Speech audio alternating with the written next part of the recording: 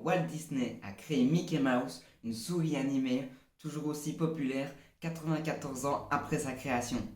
Tout d'abord, avant Mickey Mouse, il y avait un personnage, Oswald le lapin chanceux, qui était distribué par Universal en 1927.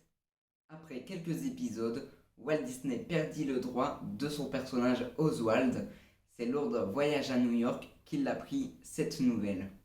C'est sur le chemin du retour dans le train qu'il dessina le futur personnage de Mickey Mouse. Mais au départ, notre personnage ne devait pas s'appeler Mickey Mouse. Walt Disney voulait l'appeler Mortimer.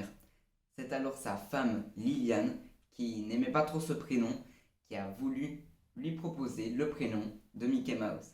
La première apparition publique de Mickey Mouse se fit dans le court-métrage d'animation Steamboat Willie. Steamboat Willie est une révolution pour l'époque, car il s'agit du premier court-métrage d'animation avec un son synchronisé. Le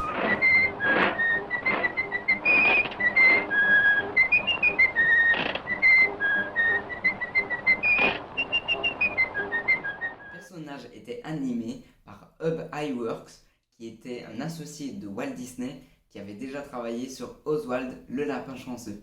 Petite anecdote, la voix de Mickey Mouse est celle de Walt Disney jusqu'en 1946.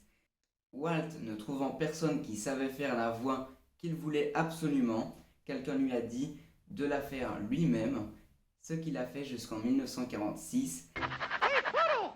Here she comes!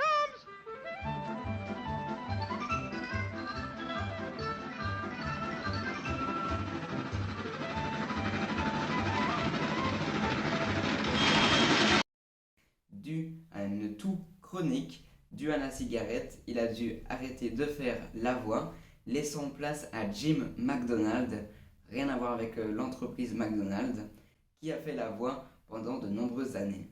Vous vous posez certainement deux questions sur Mickey Mouse. Pourquoi ne porte-t-il que 4 doigts? Et pourquoi a-t-il des gants? Pour répondre à cette première question, à l'époque, tous les dessins étaient créés à la main.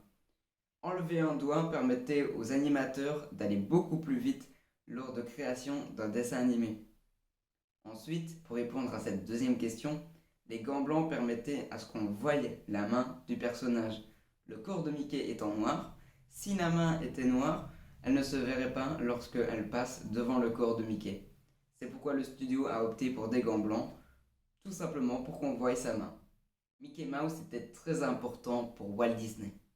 Dans l'une de ses citations, il dit « Tout ce que j'espère, c'est que l'on ne perdra jamais de vue une chose, que tout a commencé avec une souris. » Vous souhaitez rencontrer Mickey à Disneyland Paris et que vous souhaitez vivre un séjour de rêve à Disneyland Paris, laissez-moi vous partager mes meilleurs conseils dans mon livre Guide Disneyland Paris, une journée magique.